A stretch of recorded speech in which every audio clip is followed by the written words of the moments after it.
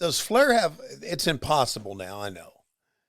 But does Flair have an actual count of how many matches he's had in his career or a ballpark number? He doesn't. I mean, we're thinking about a guy that worked every day for years, right? Yes. Yes. Every day is correct. Yeah, we're talking about over 300, maybe over 400 matches a year for, my God. So that and the practice, I wouldn't think he'd be nervous either.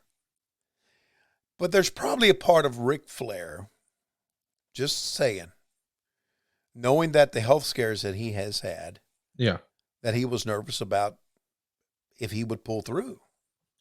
I mean, wouldn't that? He was nervous about that at all. I think he was nervous about not having a good performance. I know that's what it was.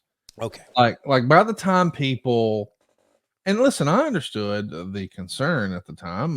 Those people didn't know, but Rick had been in the ring 3 or 4 days a week for like 4 months by the time anybody saw that. So he had spent hours and hours and hours and hours and hours and hours and hours in the ring. He was fine. I mean, I saw it. You were there. He took the big slam off the top. Right. Like, Crockett was there. But he wanted to take a body slam off the top rope. Like, no cameras, just closed set. And we're like, wait, no, do that on the, no. But he wanted to do it. And he did. Cage match, which, isn't going to have every record everywhere, but it is the biggest database that's readily available. Shows 4,964 matches. I got to think you could at least double that.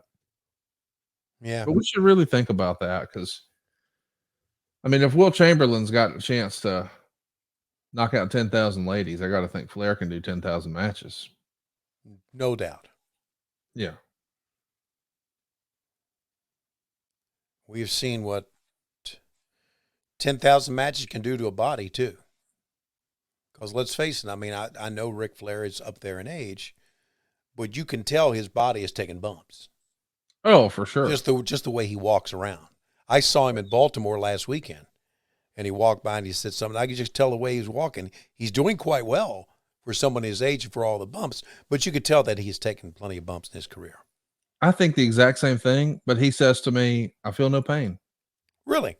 Which is just amazing to me. Yeah, that is amazing. I know he says that, but I also know he has to have help putting on his jacket because he's still got some sort of torn rotator cuff thing that has given him problems. I mean, since before the show we're watching here in 1998, but he definitely walks like he's got some sort of discomfort, but he says none. And he doesn't take any pain pills or opiates or anything. So I guess I'm not going to say it's like a Mick Foley level because you can tell Mick Foley's hurting.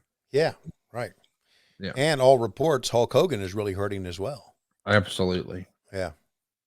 And he's not the only one. I mean, I've seen a lot of other wrestlers who limp around a little bit and all the bumps. I can only imagine what these kids that we're seeing right now, not only AEW, WWE independently, I can only imagine what they're going to be like in 30 years. God almighty. The stuff they do. Right now, right now in their head, they're bulletproof. I get it. That's the way kids are, but